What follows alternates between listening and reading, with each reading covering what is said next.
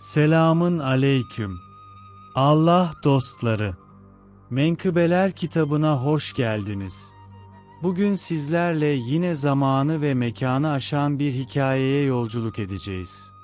Bu sadece bir hikaye değil, bir gönül penceresi, bir iç sesin yankısı. Her hikayede bir ders, her cümlede bir iz saklı. Belki bugün dinleyeceğiniz menkıbe size tanıdık gelecek. Belki de hiç beklemediğiniz bir yerden dokunacak yüreğinize. Kulaklığınızı takın, gözlerinizi kapatın ve bırakın bu hikaye sizi olduğunuz yerden alıp bambaşka diyarlara götürsün. Çünkü anlatacaklarımız sadece bir hikaye değil, yürekten yüreğe bir yolculuk. Hazırsanız, Menkıbeler kitabının yeni sayfası açılıyor. Rüzgarların her yönden estiği bir diyarda, Dört Rüzgar Krallığı adında eşsiz bir ülke doğmuştu. Bu krallık, uçsuz bucaksız topraklara yayılmış. Şehirler, köyler, bereketli topraklarla dolup taşan bir refah içindeydi. Tek bir kral tarafından yönetiliyor. Tahtı kimseyle paylaşmıyordu.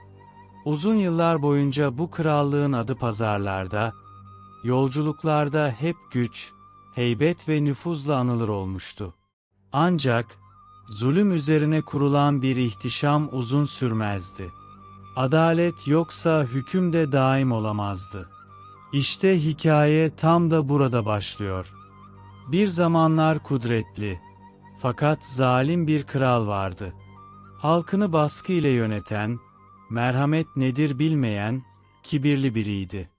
Ne öğüde kulak verir, ne de uyarılardan etkilenirdi. İnsanlara zulmeder, yalnızca korkuyla sevgi arardı.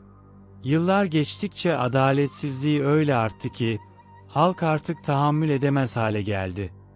Sesler yükseldi, sabırlar taştı. Sonunda bir gün, halk büyük bir isyan başlattı. Bakanları onu terk etti, komutanları ihanete kalkıştı. Herkes kendi kurtuluşunun peşine düştü. Herkes kralın günlerinin sayılı olduğunu düşünüyordu. Böylece kral, gece karanlığında kaçmaya karar verdi. Tacını çıkarıp sıradan bir çoban giysisi giydi. Yüzünü eski bir sarıkla örttü ve yalnızca kendisinin bildiği gizli bir koridordan sarayı terk etti. Başkentin karışıklığı arasında, soğuk rüzgarlar eşliğinde yürüyerek uzaklaştı. Ne bir muhafız, ne de bir hizmetkar vardı yanında. Sadece ayak seslerinin yankısı ve yüreğindeki korku eşlik ediyordu ona. O geceden sonra kral bir daha hiç görülmedi. Kimi onun umutsuzlukla intihar ettiğini, kimi halkın gazabından kaçmak için askerleri tarafından öldürüldüğünü söyledi. Bazıları ise yakındaki ormana kaçtığını ve uzak bir diyarda dilenci olduğunu iddia etti. Ama herkesin hemfikir olduğu tek gerçek şuydu: kaçan zalim kral bir daha asla görülmedi ve kaderi meçhul kaldı. Taht boş kalınca ve kralın soyundan bilinen bir varis olmayınca, krallık büyük bir kaosa sürüklendi. Komutanlar iktidar için birbirine düştü. Her biri krallıkta hak iddia etti. Sonunda ülke 4 bölgeye ayrıldı. Rahit doğuya hakim oldu ve kendini kral ilan etti. Selman batıyı ele geçirdi. Gadir güneyi yönettiğini iddia etti. Zehran ise kuzeyi kontrol altına alıp kendine sultan unvanını verdi. Ancak arzuları sadece sahip oldukları topraklarla sınırlı kalmadı. Daha fazlasını istemeye başladılar. Hileler yapıldı, yalanlar söylendi, sahte ittifaklar kuruldu ve ihanetle birbirlerinin üzerine yürüdüler. Ülke yeniden adaletsizliğe gömüldü. Acılar tekrar köylere ve kasabalara yayıldı. Savaşlar dört bir yana sıçradı. Halk evlerini, tarlalarını terk etti. Ne eken kaldı ne biçen, ne satan vardı ne alan. Topraklar sürüklendi, ekinler yandı, pazarlar kapandı, şehirler harabeye döndü. Çocuklar açlıktan uykuya daldı. Yaşlılar ise gözyaşlarıyla dert yandı. İşte bu felaket en yüksek noktasına ulaştığında, halk çareyi bilgelere danışmakta buldu. Umut ışığı aradılar. Umutsuzluk ateşini söndürecek bir haber istediler. En yaşlı bilge şöyle dedi: "Bu felaket kalkmayacak, bu sınav sona ermeyecek. Ta ki hak yerini bulana dek." Tahta, ancak kraliyet kanı taşıyan oturmalıydı. Yani, hükmetmek için yaratılmış biri. Masumların kanıyla beslenen ihtiras sahipleri değil. İşte bu düşünce, o büyük kargaşanın kıvılcımı oldu. Güç için yarışan komutanlar birbiriyle kıyasıya rekabet ederken, her biri kendi adamlarını ve elçilerini dört bir yana gönderdi. Aynı zamanda halkın içinden, sıradan insanların arasından da kurtuluş umuduyla ayağa kalkanlar oldu.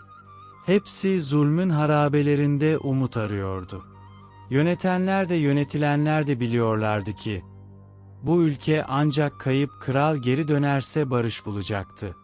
O kral ki, geçmişte zalimliğiyle anılsa da artık halkın gözünde esrarengiz bir umuda dönüşmüştü. Kimileri onun değiştiğini düşündü. Kimileri ise pişmanlıkla yoğrulduğunu ve yaptıklarından ders aldığını. Bu yüzden umutsuzluk içinde bile kalplerinde belirsiz bir umut taşıdılar. Dönüşü, onları yakan savaşlardan daha az acı verici olabilirdi. Silahlı askerler uzak köyleri, Sarp Dağı geçitlerini, iç içe geçmiş dev ormanları taradılar.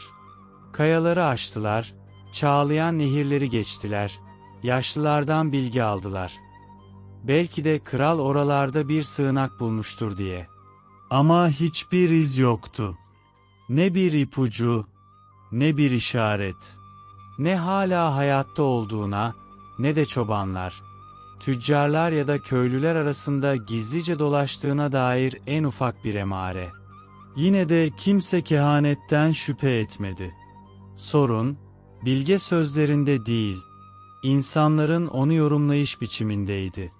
Batı'nın sisli yollarını örten soğuk bir sabah, şehirden bir askeri devriye yola çıktı. Başlarında, hırslı komutanın adamları vardı. Görevleri belliydi. Kayıp kralı bulun. İlk seferde elimizden kaçtı. Bu kez titiz olun, taş taş üstünde, ağaç üstünde yaprak bırakmayın. Askerler vadilerden ve ormanlardan geçti. Çamura bata çıka yürüdüler. Yüzleri soğuktan kırmızı, gözleri yorgunlukla çöküktü. Yanlarında basit bir köylü vardı. Onlara yolda hizmet ediyor. Yiyecek taşıyor. Su kırbalarını dolduruyordu. Güneş batarken ve yorgunlukla açlık askerleri bitap düşürdüğünde durmaya karar verdiler. "Bu geceyi burada geçireceğiz.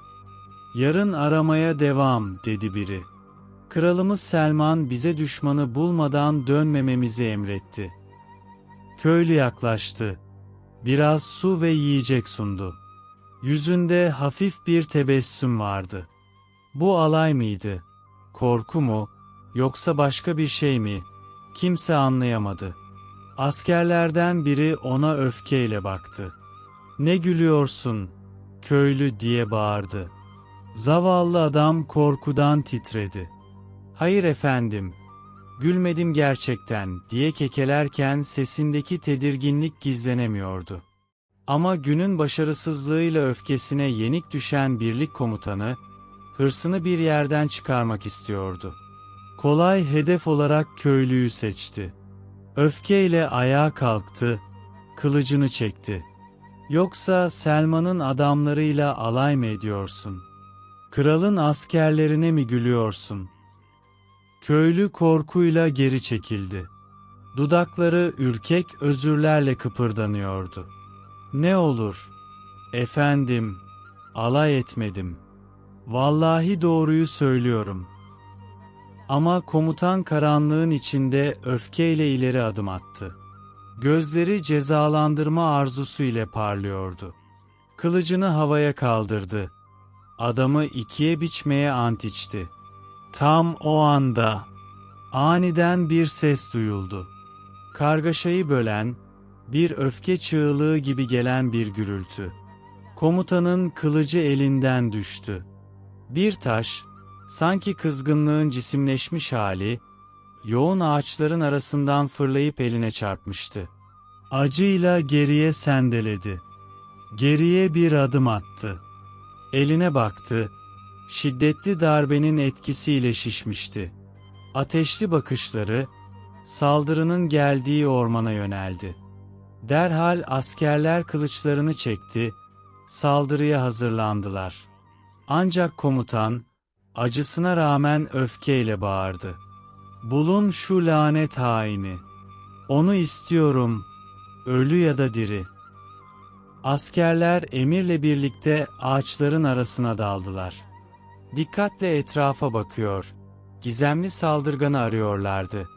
Rüzgar dallar arasında uğulduyor, gölgeler birbirine karışıyordu.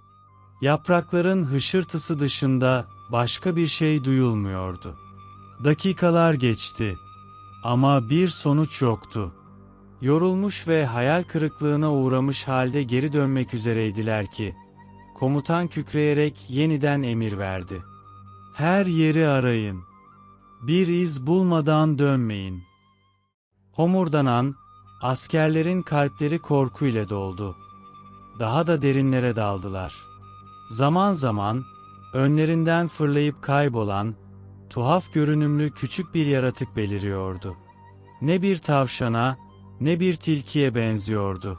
Sanki bir hayal gibiydi. Görmek bile askerlerde ürpertici bir his bırakıyordu. Birden bir asker durdu ve elini kaldırdı. "Sessizlik, su sesi var. Dinleyin." Herkes kulak kesildi. Gerçekten de bir suyun akışı duyuluyordu. Köklerin arasından sessizce ilerleyerek sesi takip ettiler. Derken gözlerinin önünde büyüleyici bir manzara açıldı. Alacakaranlıkta parlayan büyük bir dere akıyor. Kıyısında ağaç dallarından yapılmış küçük bir kulübe yükseliyordu. Hızla içeri daldılar. Kulübeyi titizlikle aradılar. Belli ki burası bir insanın yaşam alanıydı. Fakat içeride ne bir iz, ne de dışarıda birine dair bir emare vardı. Sanki buraya yerleşen buhar olup uçmuştu. Yine hüsran, yine başarısız bir görev. Ne bir keşif, ne bir kral. Askerler bitkin bir halde geri döndü. Öfkeli komutanlarından fırça yemekten kurtulamadılar. Aynı sırada, savaşla ve açlıkla paramparça olmuş halk kendi kaderini eline almaya karar verdi. Sürgün kralı bizzat arayıp onu saraya geri getireceklerdi. Onu bir kez daha tahta çıkaracaklardı. "Yağmurdan kaçarken doluya tutuluyoruz," dedi 100 yaşını geçmiş bilge bir adam. Ama kimse onu dinlemedi. Onun sözlerini dünyayı anlamayan yaşlı bir adamın gevezeliği saydılar. Bir yıl daha geçti. Arayış sürüyordu. Ne yılgınlık vardı ne de umutsuzluk. Tüm krallık tek bir umuda tutunuyordu. Günün birinde, bir zamanlar kendilerine zulmeden krallarını bulacaklardı. Ve bir gün beklenmeyen oldu. Kral bulundu. Ama ölü olarak. Müttefik ülke Elmas Diyarı'nın hükümdarı, 4 Rüzgar Krallığı'na şu duyuruyu yaptı. Askerleri, kimsenin kolay kolay girmeye cesaret edemediği büyük bataklıklar yakınında garip bir mezar bulmuşlardı. Basit, çamur toprağa kazılmış, üzerine gelişigüzel taşlar konmuş bir mezar. İçinde isimsiz, kimliksiz bir adam yatıyordu. Ne üzerinde tanınabilir bir şey vardı ne de geçmişine dair bir iz. Sıradan bir bedendi. Ancak gerçeği ortaya çıkaran tek şey, bedenin yanındaki taçtı. Altın defne tacı. Kaçak kralın tacı. Uğursuz geceden beri kimse kralın nereye gittiğini bilmiyordu. Umutsuzluk, ezilen halkın yüreğine yerleşmişti. Ruhlar, hüzün ve hayal kırıklığıyla sıkışmıştı. Artık kurtuluşa dair hiçbir umut kalmamıştı. Beklenen hükümdar ebediyen gitmişti ve işte tacı, tanınmayan bir cesedin yanı başında, korkuyla anılan ıssız topraklara gömülmüş olarak bulunmuştu. Halk, batmakta olan güneşe sessizce bakarken, 4 komutan gülümsüyordu. Evet, sevinmişlerdi. Çünkü artık tahtı kendisinden geri alma ihtimali olan tek rakiplerinin öldüğüne inanıyorlardı. İktidarları artık sarsılmazdı. Gadir kahkahalarla güldü. Zehran kibirle böbürlendi. Selman sarayında zafer şerefine bir kadeh kaldırdı. Rahid ise ağır bir yükten kurtulmuş gibi hafifçe gülümsedi. Fakat kralın yasını tutan halkın gözyaşları kurumadan, ülkenin dört bir yanını korku kapladı. Ve onu çok daha yıkıcı bir felaket izledi. Kıtlık. Güneydeki sarp dağlar ve kırık tepelerde, endişe verici askeri hareketlilik başladı. Kılıçların efendisi unvanını kullanan Kral Gadir, rakibinin ölümünü fırsat bildi. Amacı, tüm krallığı kendi bayrağı altında birleştirmekti. Birleşik Krallık, Kral Gadir'in yönetiminde, diye bağırıyordu askerleri. Kamplarda sancaklar yükseldi. Sokaklarda davullar çalındı. Gadir, gururla doldu. Göğsü kabararak ordusunun başına geçti ve doğuya doğru ilerledi. Orada Rahid. Hüküm sürüyordu. İkisinin arasında sarsıcı bir savaş patlak verdi.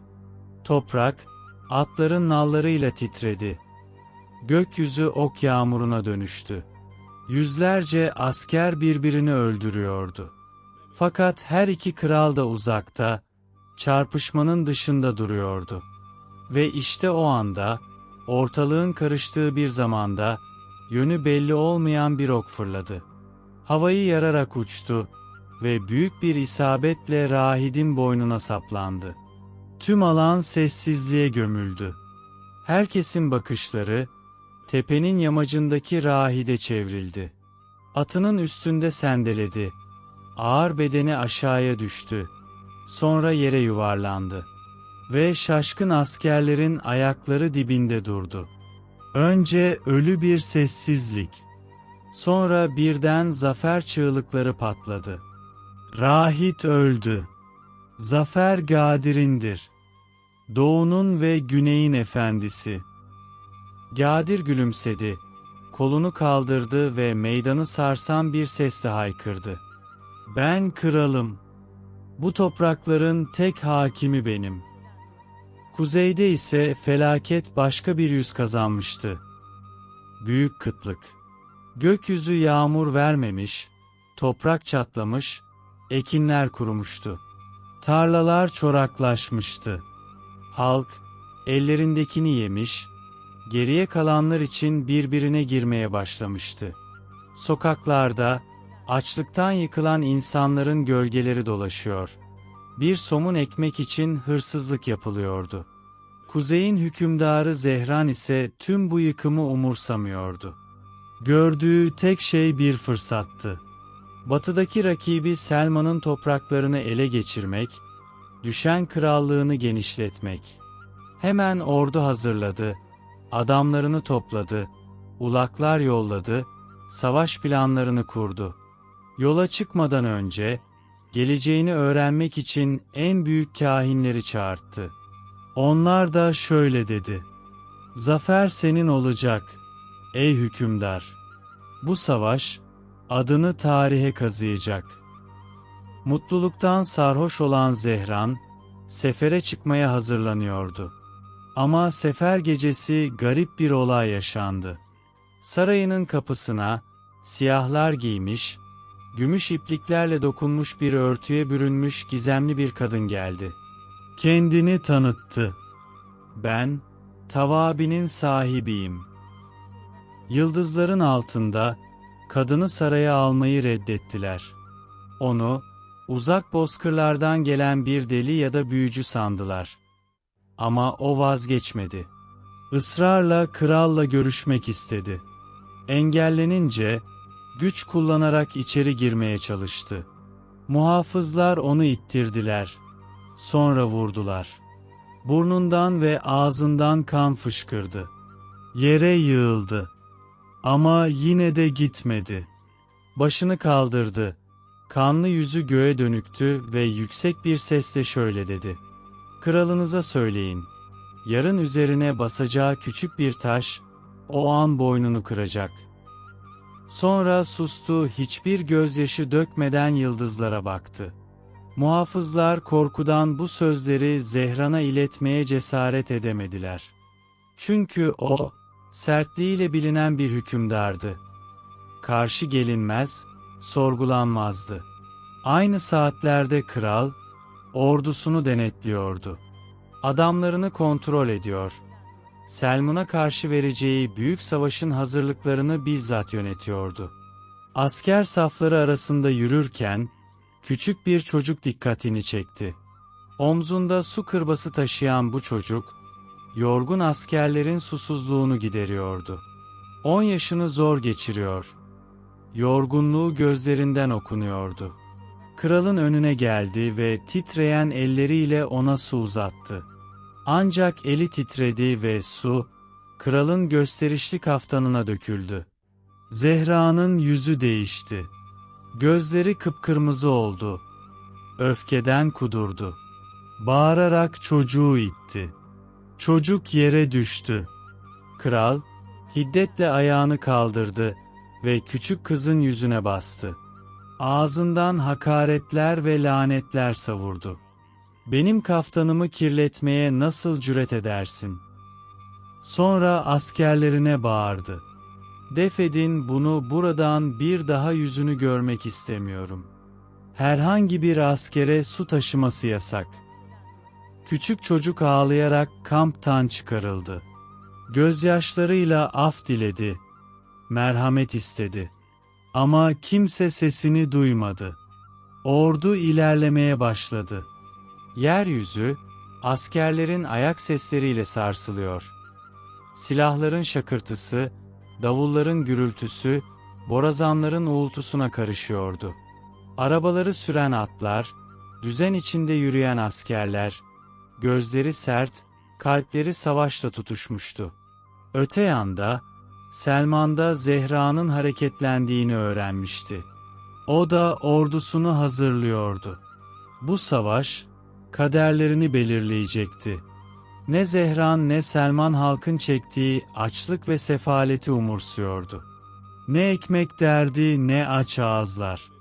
Onlar sadece kana ve kılıca odaklanmıştı. Sanki bu topraklar artık sadece savaş içindi. İki ordu nihayet karşı karşıya geldi. Geniş bir ovada, Kül Vadisi'nin kıyısında saf tuttular. Son anlar, nefeslerin tutulduğu dakikalardı. Ama o sırada akıl almaz bir şey oldu. Birden güneş karardı.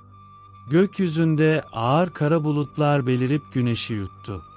Işık soldu. Sonra tamamen yok oldu. Gökyüzü zifiri siyaha büründü. Ne kuş sesi vardı ne de bir ışık. Herkes başını kaldırıp yukarı baktı. Belki bulut dağılır, güneş geri dönerdi. Ama tam tersi oldu. Karanlık daha da koyulaştı. Günün ortasında gece çöküverdi. Ve o karanlığın içinden dehşet verici bir çığlık yükseldi. Nereden geldiği belli değildi. Sanki ya yerin altından çıkmıştı ya da gökten inmişti. Askerler panikledi. Silahlarını yere attılar. Kaçmaya başladılar. Çığlıklar yükseldi, şiddetli bir karmaşa patlak verdi. İnsanlar birbirine çarpıyor. Kimisi düşüp diğerlerinin altında kalıyordu. Göz gözü görmüyordu. Karanlık boğucuydu. Yürekler korkudan çarpıyordu. O anlar dakikalar gibi değil, sanki bir ömür gibi geçti. Ardından, bulutlar yavaşça dağılmaya başladı. Güneş, kademeli olarak yeniden yüzünü gösterdi ve ardında kalan manzarayı aydınlattı. İki ordu dağılmıştı. Askerler kaçmış, süvariler kaybolmuştu. Zehran ve Selman etraflarına baktıklarında sadece sessizlik ve boşluk gördüler. Ne asker kaldı ne de birlik. Sadece tozla kaplı bir meydan ve oraya buraya saçılmış birkaç silah. Zehran öfkeyle atını mahmuzladı. Dört nala savrulmuş ordusunu aramaya koyuldu. Kayalıkların üzerinden atladı. Vadileri aştı. Her yöne bakarak adamlarını ve yitirilen gücünü aradı. Tekrar bir düzen kurmayı düşünürken, birden yolunun tam ortasında küçük bir çocuk belirdi. Çok yakındaydı, Zehran onun yüzünü seçemedi. Kim olduğunu anlayamadan sadece hareketsiz duran küçük bir bedeni gördü. Korkuya kapıldı ve atının dizginlerini şiddetle çekti. Ama at da ani manevradan irkildi. Durmak için vakti yoktu. Bütün gücüyle ileri atıldı. Zehran sarsılarak havaya fırladı ve yere çarptı. Vücudu toprağa adeta bir taş gibi düştü. Boğuk bir çatırtı duyuldu. Boynundan gelen bu ses her şeyin sona erdiğini anlatıyordu. Bedeni birkaç kez yuvarlandı ve tamamen hareketsiz kaldı. Gözleri gökyüzüne açık. Nefesi yavaş yavaş kesildi. Sonra tamamen durdu. Düştüğü yer, su taşıyan o çocuğun ayaklarının tam önüydü. Evet, kralın ayaklarının altında ezdiği çocuk, yine oydu. Sadece af dilemek, yeniden su taşıyabilmek için gelmişti. Ama Allah'ın gazabı, onun dileklerinden daha çabuktu. Zehra'nın sonunu getiren, o küçücük taştı. Aynı saatlerde, kulübenin sahibi kadın evine döndüğünde her şey darmadağındı. Eşyalar savrulmuş, kapkacak devrilmiş, kapı ardına kadar açıktı. Kadın, narin yüzlü, sade giyimli, fakir ama vakarlı biriydi. Kayıp eşyaları umursamadı. Onun için asıl mesele, evde olmayan oğluydu. Yüksek sesle bağırdı. Kalbi güm güm atarken koşarak dışarı fırladı. Sağa sola bakındı. Çocuğuna seslendi. Yere gözlerini dikti. Sanki toprağın nefesinden ipuçları arıyordu. Oğlunun kaçtığında gittiği yeri biliyordu. Ormanın derinliklerinde, içi oyuk devasa bir meşe ağacı vardı. Küçük bir mağarayı andıran bu kovuk onun gizli sığınağıydı. Bir gün ona şöyle demişti. "Bunu kim oymuş?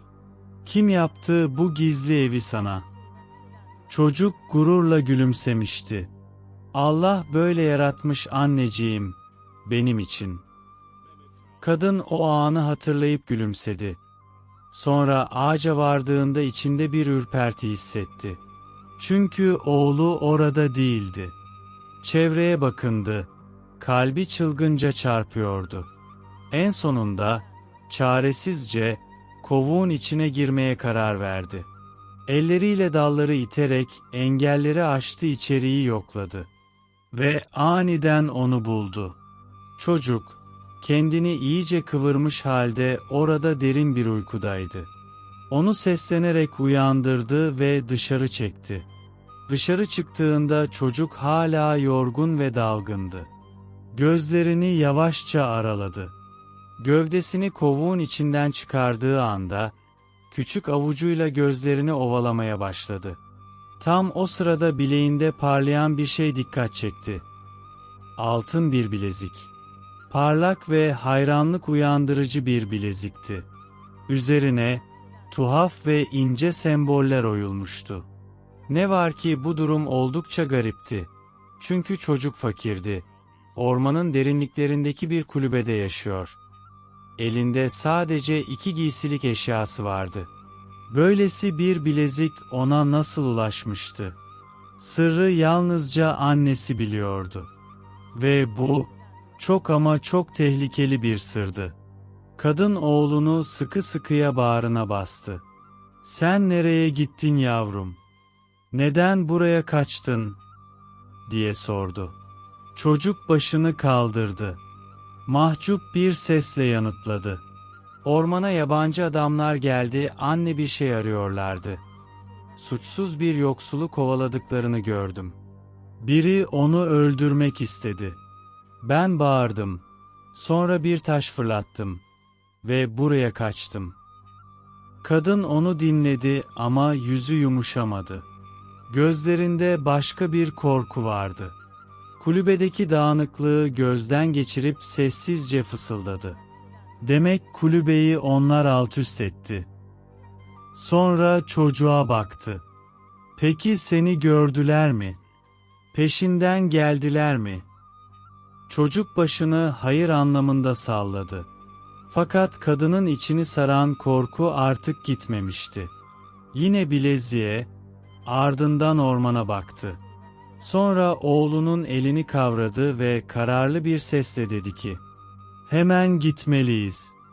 Kulübeye dönmek yok." Çocuk bir adım geri çekildi. "Ama neden anne? Neden?" diye sordu. Kadın cevap vermedi. Bu, kelimelerin değil kaçışın zamanıydı.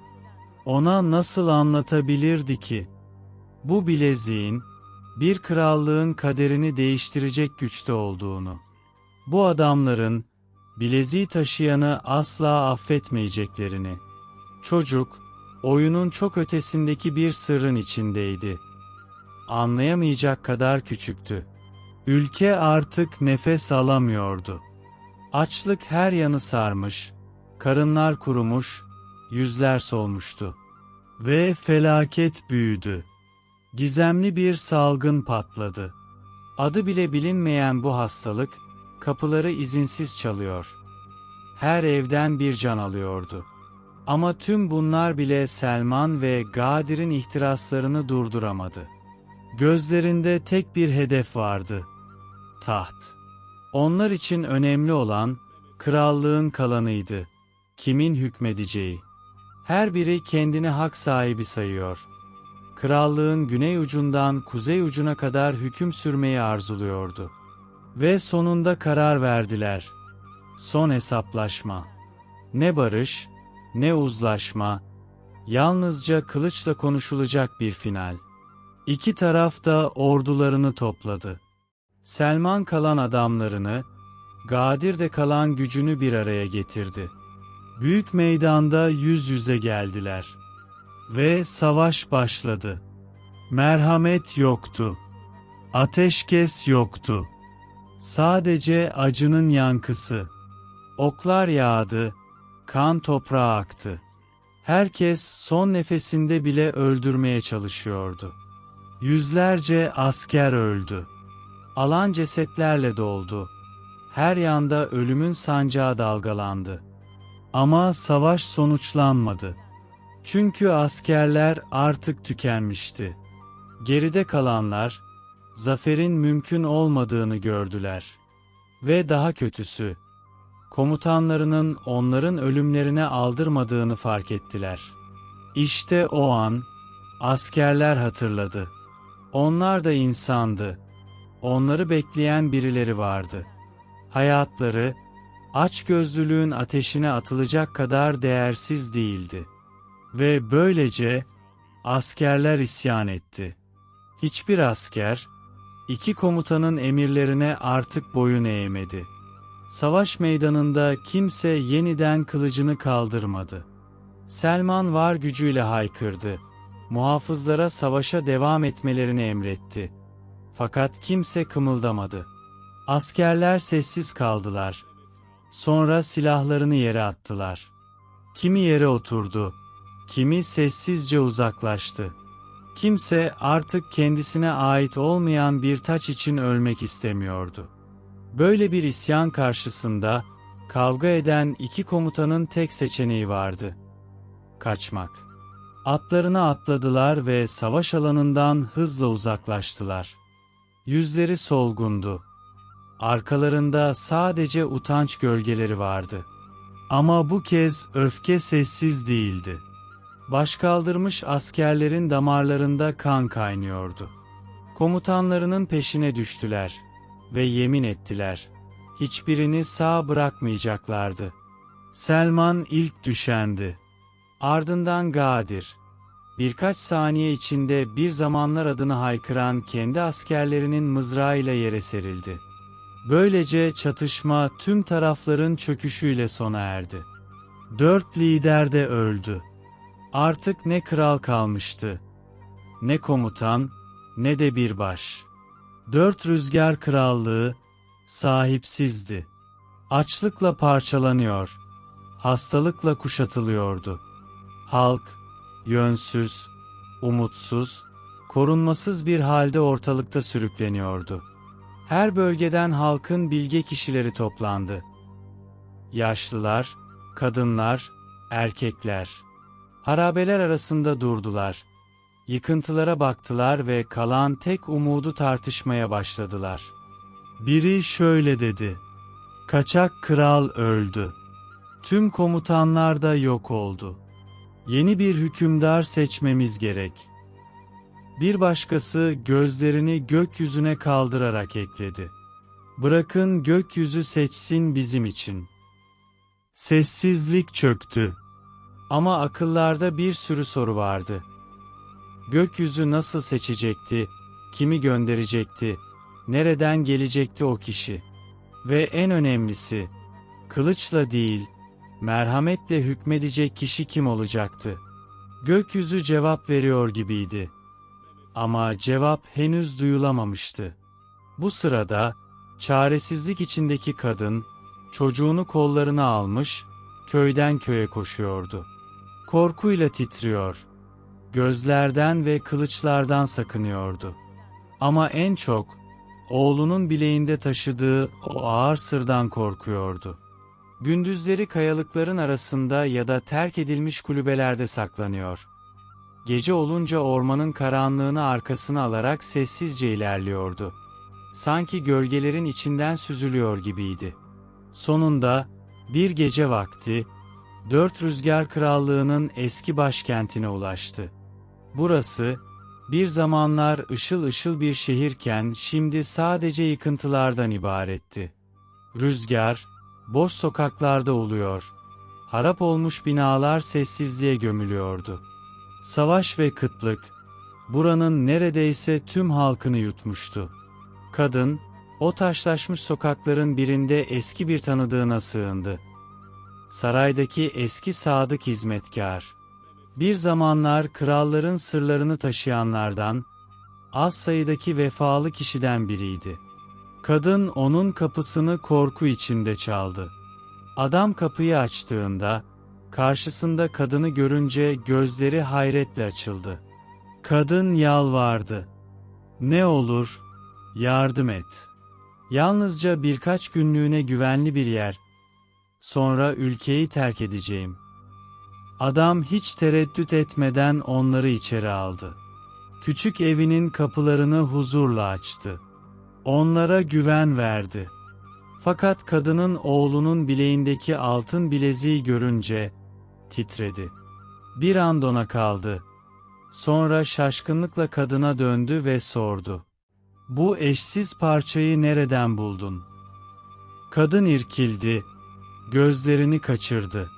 Sesi kısıldı, kelimeleri yutkundu. Sonra yavaşça cevap verdi: Bir gün kocam ormanda yürürken bulmuş, sadece bir bilezik işte."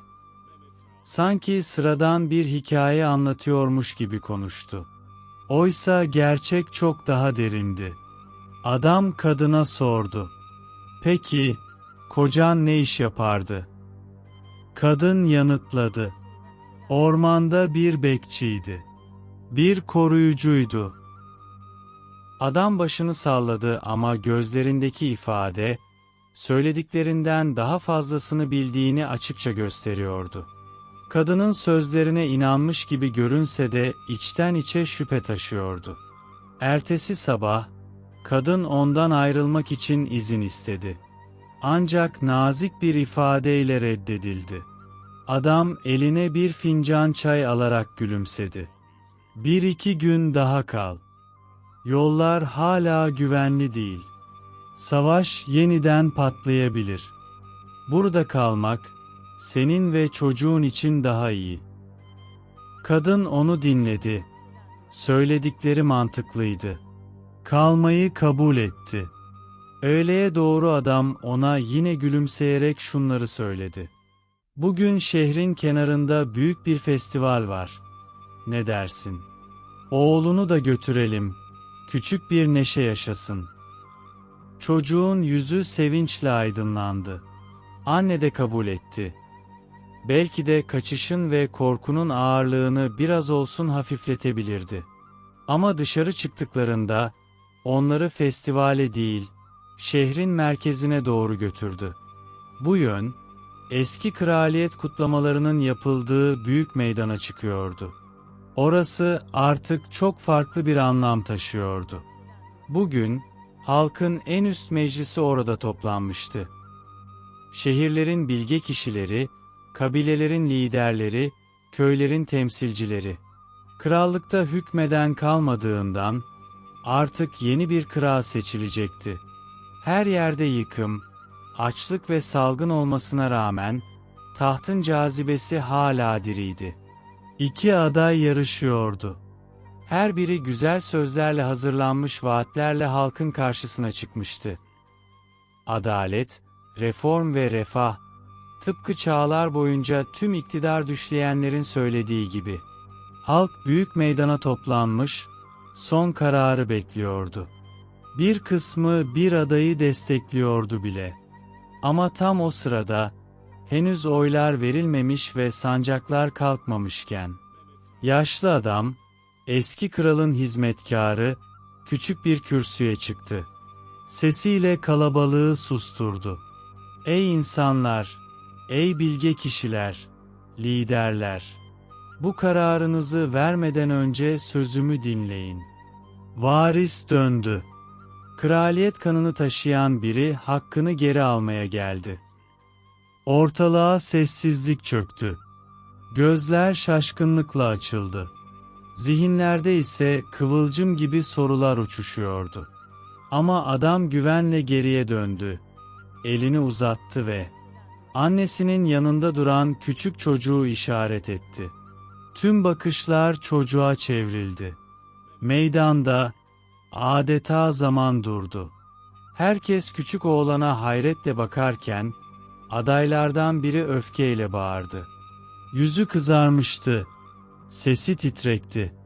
Varis yok. Kral öldü ve bir evlat bırakmadı. Ama başkatip, sakin ve güvenilir bir sesle sözünü kesti. Hanımefendi, bize bu çocuğun babasını anlatın. Kadın afalladı, çevresine baktı, başını eğdi. Sonra yavaşça konuştu. Sadece adını biliyorum. Bana nereden geldiğini ya da nereye gideceğini hiç söylemedi.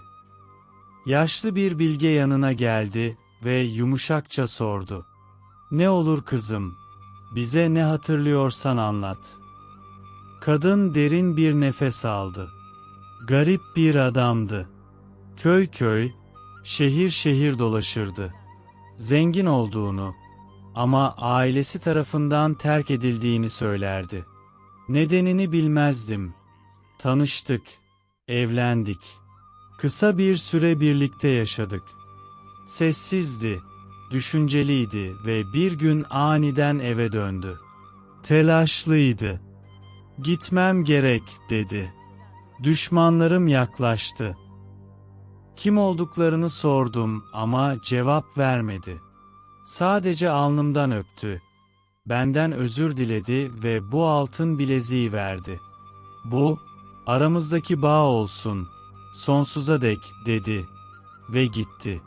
Bir daha hiç geri dönmedi. Haftalar sonra, onun çocuğunu taşıdığımı öğrendim. Başkatip yaklaştı. Ciddiyetle konuştu. Lütfen, gözlerini kapat ve onu tarif et. Yüzünü, sesini, yürüyüşünü, bakışlarını, konuşma tarzını. Kadın anlatımını bitirir bitirmez, kalabalıktan bir çığlık yükseldi. Ya Rab! O!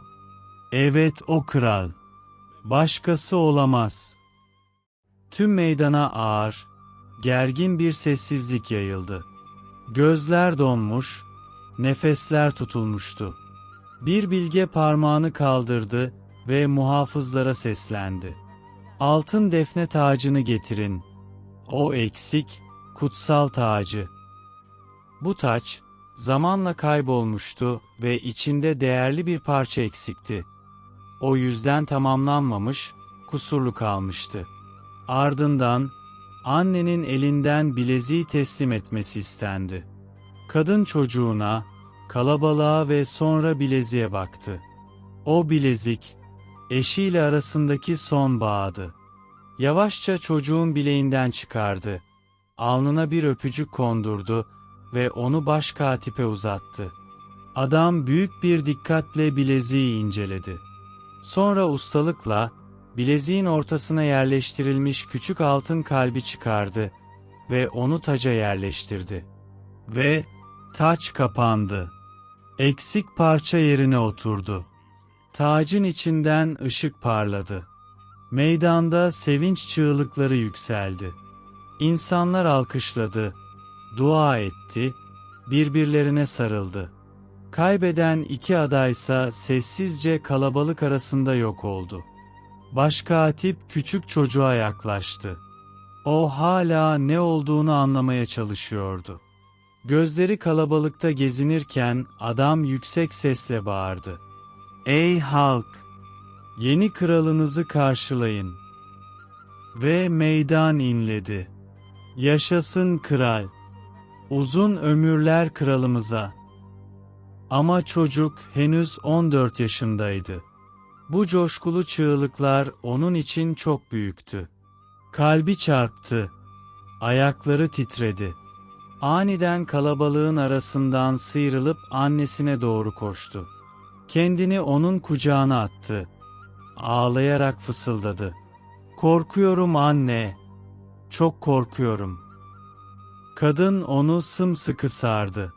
Elleriyle sırtını ve başını okşadı.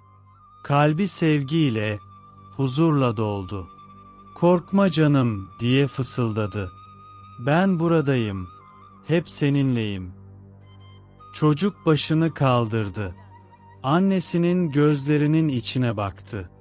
Kadın ona öyle bir gülümsedi ki, o gülümseme yüreğe barış indirirdi. Tam o anda, ilk yağmur damlası düştü. Sonra bir diğeri, sonra bir başkası. Yağmur sağanağa döndü. Gökyüzü ağlıyordu sanki, sevinçten.